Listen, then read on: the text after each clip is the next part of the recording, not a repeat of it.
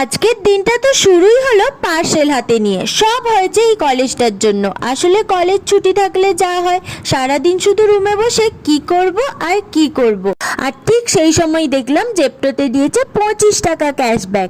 আর দিল তো 25 টাকা, আর খরচা হয়ে গেল 100রও বেশি টাকা। আর অর্ডার দিয়ে দিলাম এই এতগুলো কিটক্যাট আর চিপস। আর রুমে বসে যে শুধু এই সবই করছি তা কিন্তু নয়, তার সাথে সাথে একটু পড়াশোনাও করে নিচ্ছিলাম। তারপরে চলে গেলাম দুপুরের খাবার বানাতে। আজকে দুপুরে বানিয়েছিলাম বিনস আর আলু দিয়ে ডাল আর মেষের ভাত। এটাই হলো আমাদের দুপুরের লাঞ্চ।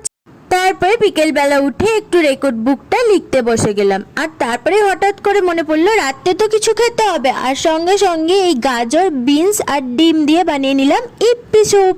তো চলো এবার আমি বাকি লেখাটা কমপ্লিট করে নিই। আর তোমাদের ব্লগ ভালো লাগলে অবশ্যই চ্যানেলটাকে লাইক অ্যান্ড সাবস্ক্রাইব করে দাও। টাটা।